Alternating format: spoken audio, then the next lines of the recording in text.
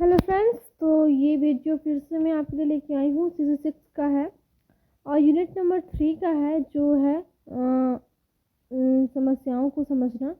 इसके अंदर मैं अगर इंग्लिश में इसका नाम बताऊँ तो जनरल अंडरस्टैंडिंग ऑफ प्रॉब्लम्स। इसके अंदर 3 टॉपिक पढ़ने हैं हमें। पहला तो था एथनिसिटी, ठीक है। तीनों टॉपिक्स को हम लोग क्वेश्चन में कवर करेंगे। दूसरा था हमारा एथनिसिटी के बाद था जेंडर इक्वलिटी, ठीक है, जेंडर इक्वलिटी। और तीसरा जो था वो था रेफ्यूजी, जिसे हिंदी में शरणार्थी कहते हैं। तो इथनिसिटी का मतलब हो गया जातीयता, जेंडर इक्वलिटी का लैंगिक समानता, रेफ्यूजी का शरणार्थी। तो तीनों से मैंने मिला के क्वेश्चंस बनाए हैं, एक आपको एक आइडिया देने का कि किस टाइप के क्वेश्चन बन सकते हैं, और शायद आपका इसमें से मैच भी करता है। तो देख लो, याद कर ले, ज़्यादा मेहनत तो लगता नहीं, याद करने में एक बार देखने के बाद याद हो जाता है। तो पहला क्वेश्चन देखते हैं हम लोग।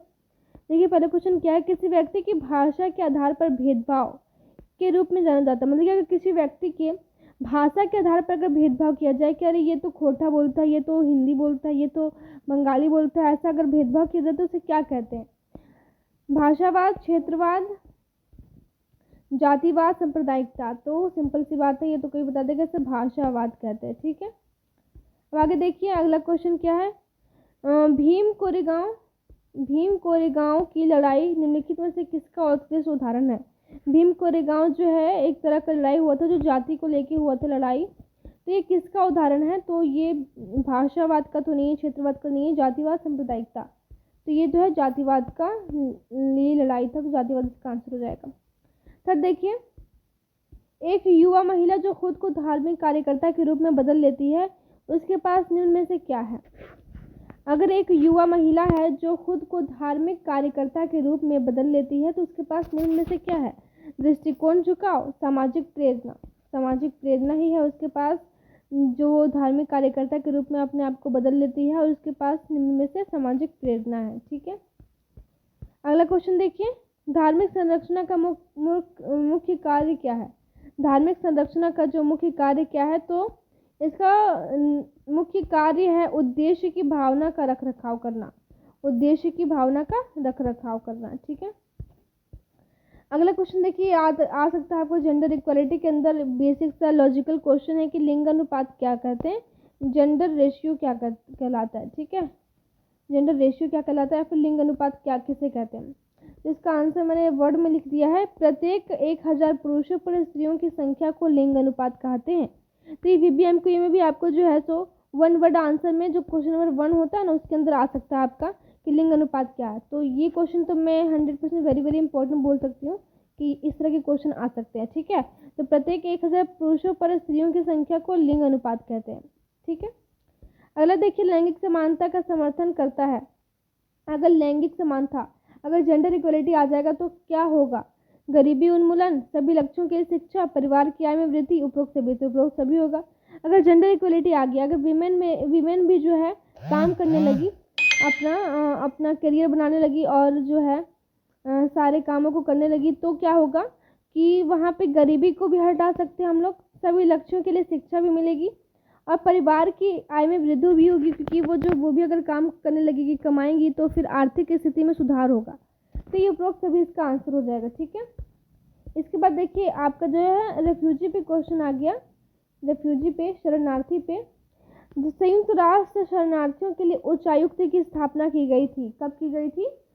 संयुक्त राष्ट्र शरणार्थियों के लिए उच्चायुक्त, शरणार्थियों के लिए उच्चायुक्त, संयुक्त राष्ट्र के द्वारा जो है शरणार्थियों के लिए उच्चायुक्त की स्थापना। अगर आपको शरणार्थी पे एक अच्छा से वीडियो देखना है इसके पूरे डिटेल में, तो आप जाके देख सकते हैं, ethnicity and refugee by Rumi Ayaz search करके आपको मिल जाएगा वहाँ पे।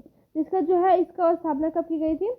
इसके स्थापना 1950 में, मतलब कि इसका ऑप्शन नंबर 2 इसका आंसर हो जाएगा, ठीक है। फिर देखिए, शरणार्थियों के लिए संयुक्त राष्ट्र के उच्चायुक्त ने अपना पहला नोबेल शांति पुरस्कार जीता। शरणार्थियों के लिए संयुक्त राष्ट्र के उच्चायुक्त ने अपना पहला नोबेल शांति पुरस्कार जीता। कब जीता था? 1954 में जीता था, ठीक है। तो इसका करेक्ट आंसर 1954 हो जाएगा। ये सारे इंपॉर्टेंट क्वेश्चन है, ठीक है, इसे याद कर लें। संयुक्त राष्ट्र की एजेंसी को जो शरणार्थियों का समर्थन और संरक्षण करती है कहलाती है। संयुक्त राष्ट्र की एजेंसी जो है, जो शरणार्थियों का समर्थन करती है और संरक्षण करती है, वो उन्हें क्या कहते हैं? उन्हें कहते हैं UNHCR, ठीक है, HCR ये कहते हैं उन्हें, ठीक है।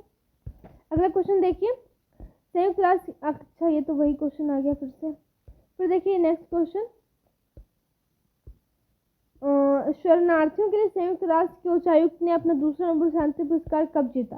तो पहला पुरस्कार कब जीता था? 1954 में, और दूसरा कब जीता था? 1981 में। ये आपका करेक्ट आंसर हो जाएगा, ठीक है।